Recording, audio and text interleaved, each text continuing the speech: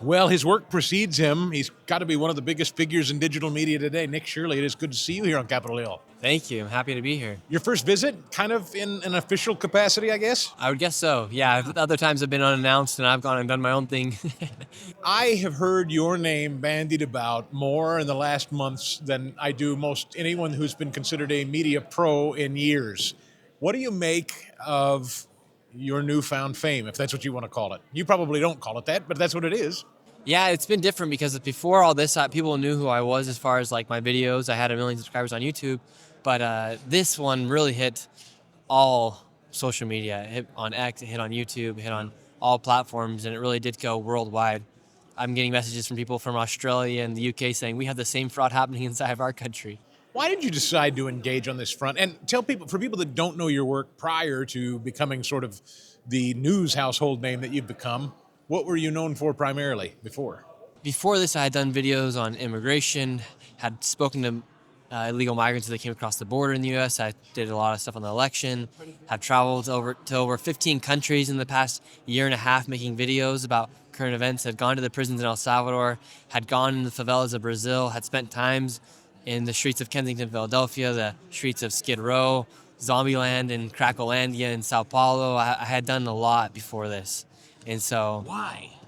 I'm super interested to see how the world works and to see like what's the pressure points of the world and what's making people do the things they're doing, because there's a lot of things happening, a lot of corruption, and a lot of people are dying from things like fentanyl crisis, or you're seeing a lot of issues arise in the West from illegal migration. And there's no other really YouTubers that were documenting it and then also kind of sharing their own opinions on a lot of things. A lot of YouTubers go and make these kind of videos, but they never actually not pick a side, but they don't ever try to come up with any sort of solution. They kind of just show it for what it is and never say, okay, well, maybe there are people inside the government right now who are trying to bring about some sort of solution, whether that be with fraud or whether that be with illegal immigration. I mean, I saw a lot of people get trafficked over from the United States border. So when Trump says he's going to close the border, I'm stoked about that. I'm going to support that.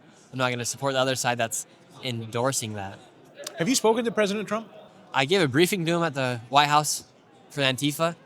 That was cool. Yes. I did that, and I got to shake his hand. That was pretty cool. What's your impression? If I may ask, and I'm going somewhere with this question. You're 23. Yeah. I'm told now. I have a son who's 21 and another who's 20, just turned. I'm told that it is your group that helped elect Donald Trump in big numbers, but it is your group that is falling. Donald Trump is falling out of favor with your group right now. Are you hearing the same? And if so, why? Yeah, I think a lot of people are upset with the Epstein files, and they're upset with like the affordability. And everyone has the right to be upset with the Epstein files. And I'm still trying to figure out my own opinion on that, because there is so much bad going on with the Epstein files. Yet Trump released the files. They're taking a long time to release. They took a long time to release them. He said he was going to release them. But then also Joe Biden and the Democrats could have released them for 4 years. They had complete power. They could have released them. And I think everyone who says that Trump was good friends with Epstein, I don't think that's the case. He was one of the first person to ever report Epstein and his Ghislaine to the FBI.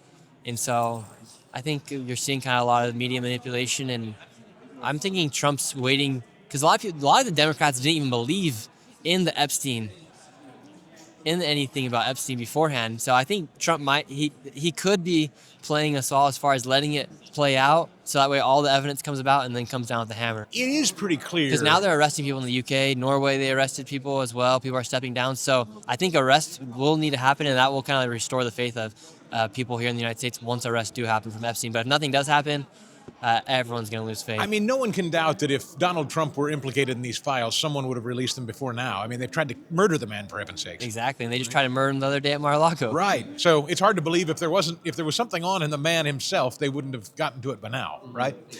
But why do you feel inclined at your age to involve yourself the way you have I assume on your own? I don't know if I may pry. This is the thing I talk about with digital media folks all the time. They do a lot of work, but I don't necessarily know who's funding them. There is money in it, right? There is big money in it. There can be. I'm not suggesting you, but you know what I'm saying? Like, people should consider who they're consuming and what may fund what they're consuming. Exactly. So like for me, for instance, I started making videos more politically based after I had returned back from a 2-year mission for my church, and I had $0. So when I came home back from that trip, I worked for an entire month. I power washed houses, and my goal was to make $10,000 in cash. And so then I took that $10,000 in cash and used that to funnel my YouTube channel for the first 3 months until I could actually make a profit.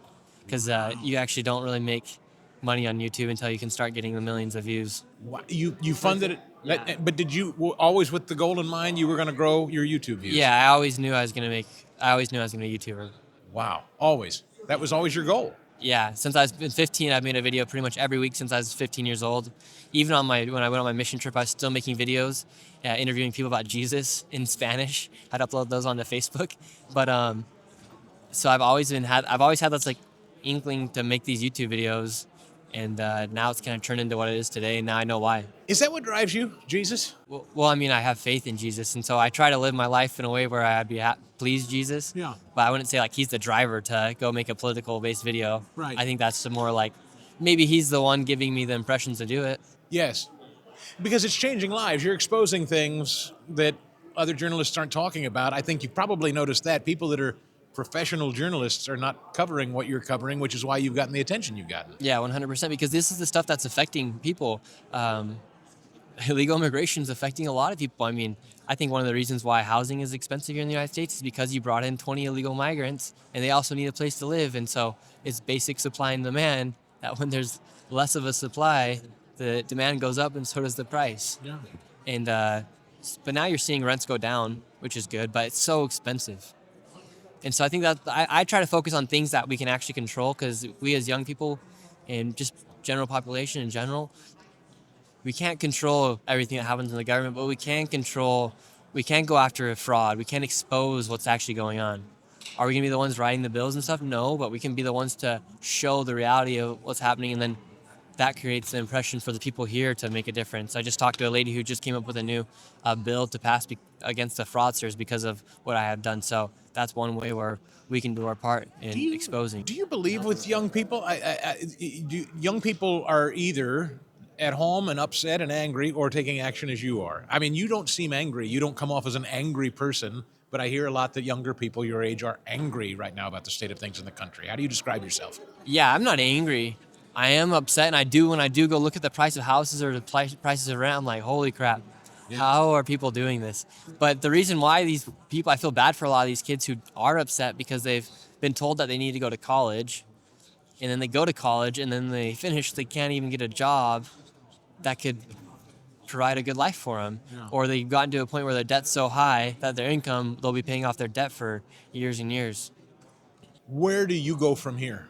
Where do I go from here? I'm gonna just keep doing what I'm doing and continue to make a difference. Now, like, my life's changed as far as, obviously, a lot more people know me whenever I go out and film. I have to have security, and things are a little bit different. So you've been threatened? Oh, yeah, for sure.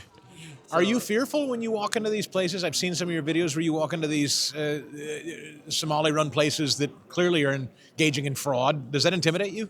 No, not really. They don't, like, intimidate me. But, I mean, like, one gangster told me once, he's like, we were walking the streets of Chicago, he's like, a bullet don't have no name. And I said, wow. That's true. So it's like, I mean, a gunshot could kill you in an instant.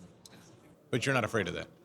Well, I don't want to be afraid of it, so I try not to think about it. No, amen. And you keep doing it. Yeah. Nothing's going to stop you from the work you're doing. Exactly. So, listen, I commend you. And honestly, you make lives for guys like me easier because you make great content that, frankly, I can play for our audience, and you're getting tremendous response. I mean, really, your boldness, frankly, is impressive, because there are people that are paid a lot of money that aren't willing to do what you do. Yeah, a lot of these media organizations and people themselves, like if you work for a mainstream media organization, that company receives millions of dollars, or it's a billion-dollar industry. So they have that backing, and I don't. So that's why I do the things I do, whether it be telling people to subscribe to my channel, become members, and contribute $5 a month, or buy a hoodie, or check out the sponsors of my channel, because I don't take any outside funding from anybody. I don't work for a network.